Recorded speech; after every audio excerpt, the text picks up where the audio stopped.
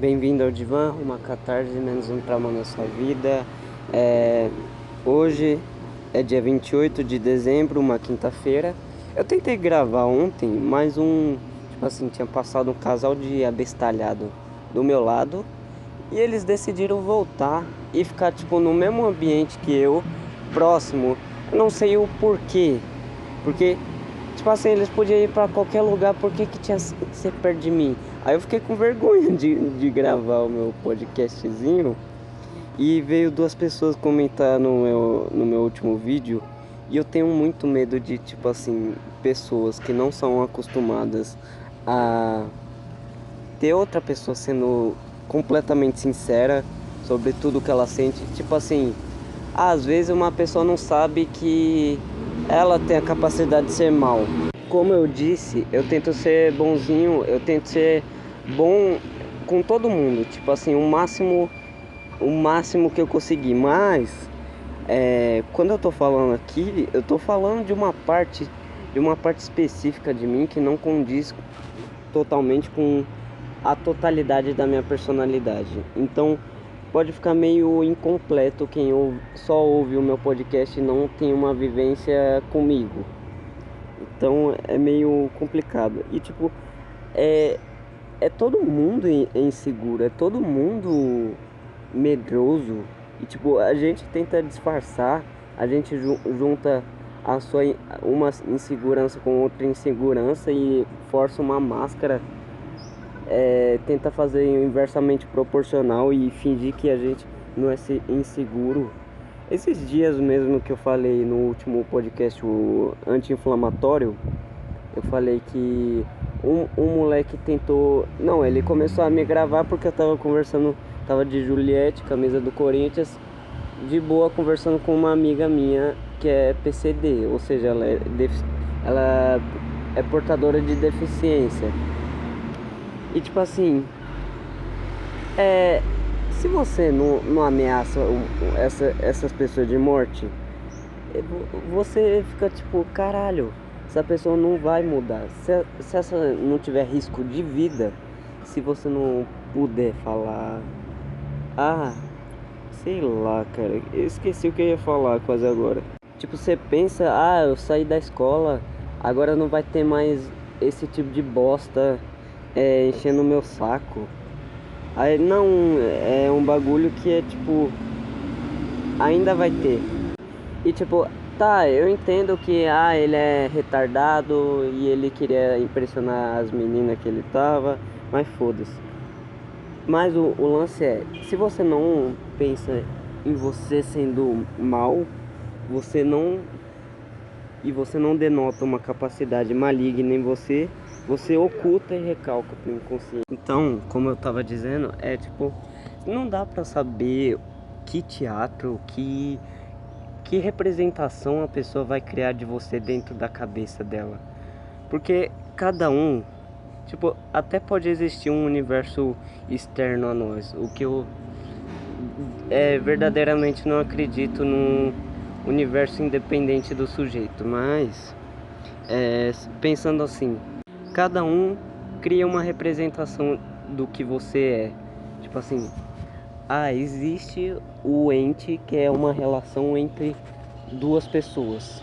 Só que existe a representação de um ente dentro da cabeça de outro, que não representa a totalidade do ente, porque você não sabe como a pessoa é no dia a dia. Você só tem uma versão, uma persona, uma máscara que ela usou em determinado momento do tempo, um argumento. As pessoas confundem muito as ideias que ela tem com a própria pessoa dela. Então, se você refuta uma ideia que ela tem, ela já considera que você é um desgraçado maligno porque você não condiz com o que ela acredita, com o viés de confirmação dela. Isso causa uma dissonância cognitiva muito grande. E tipo, as pessoas que não se reconhecem como mal, que recalca a maldade dela no inconsciente e projeta a sombra dela nos outros, não sabe nem que ela pode odiar ela mesma, porque quando ela fala dos outros, ela tá falando sobre si mesma nos outros, ela enxergando partes dela que ela não consegue ver em si nos outros, entendeu? Então eu fico meio que com medo de pessoas que não sabem quem eu sou descobrir o meu podcast e ficar tipo, nossa, olha o que ele fala, olha, ele fala que. Ai, ele fala que foda-se o câncer da madrasta dele, ou foda-se que vai matar o pai dele. Mas tipo assim, não é que isso é uma verdade objetiva, é uma verdade reativa e emocional da psique que muda constantemente, porque eu não sou a mesma pessoa, eu me diferencio muito do que eu já fui e do que eu vou ser, e as áreas do meu cérebro mudam. Então, dando essa mini explicada rápida sobre as coisas, eu vou falar algumas coisas.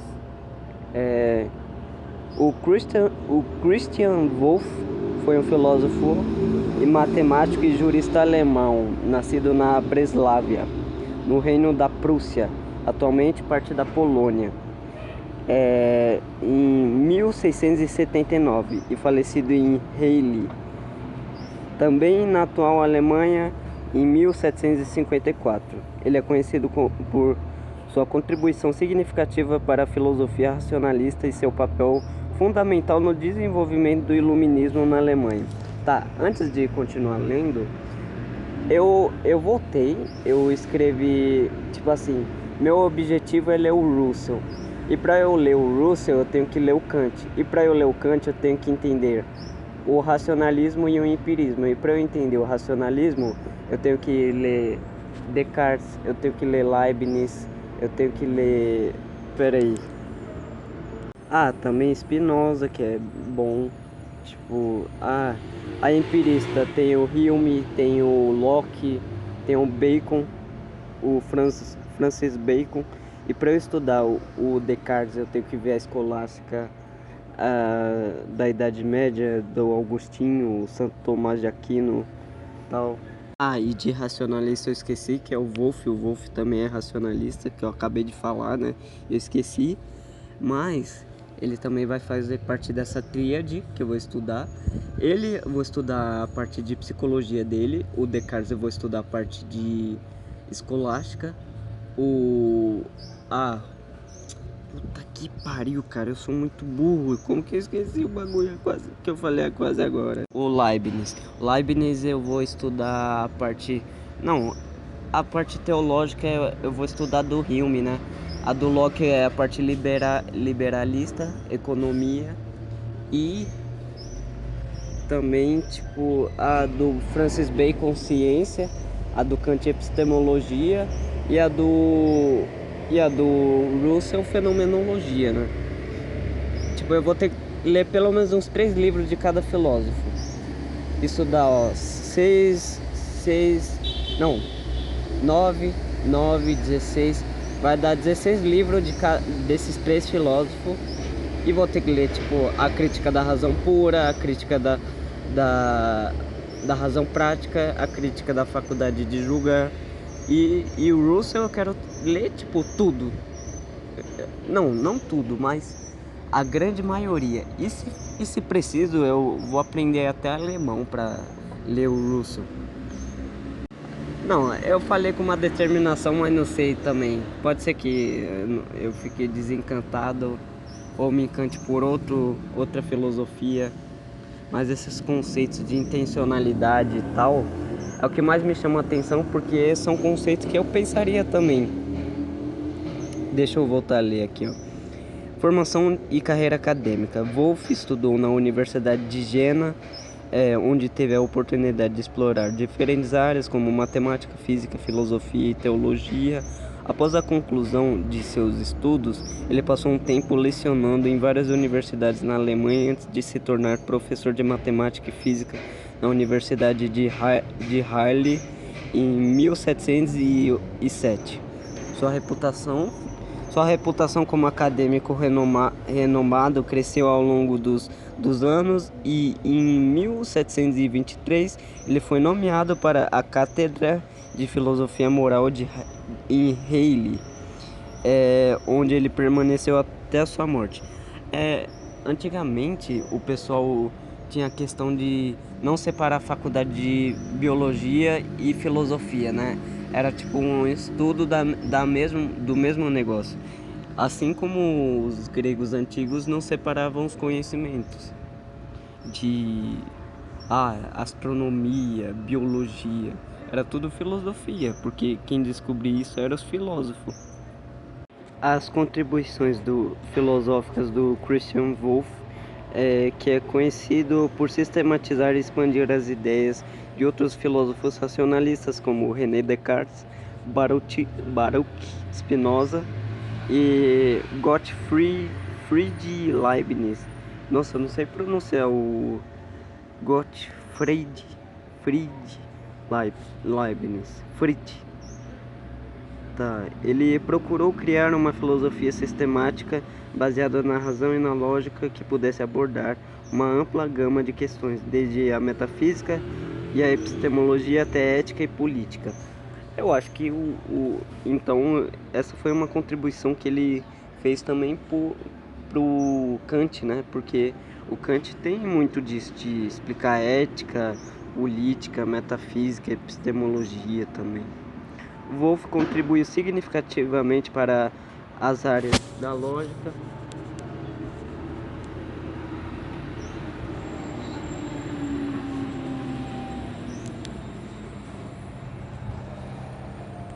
o Wolff ele contribuiu significativamente para as áreas da lógica, metafísica, ética, defendendo uma abordagem sistemática em suas obras. Ele formulou princípios fundamentais que moldaram sua filosofia, como a distinção entre verdade lógica e verdade empírica, ou seja, verdade por abstração e verdade por comprovação, né? E se desenvolveu a ideia de que a razão poderia levar à compreensão de verdades universais e inquestionáveis. Não, aí eu não concordo.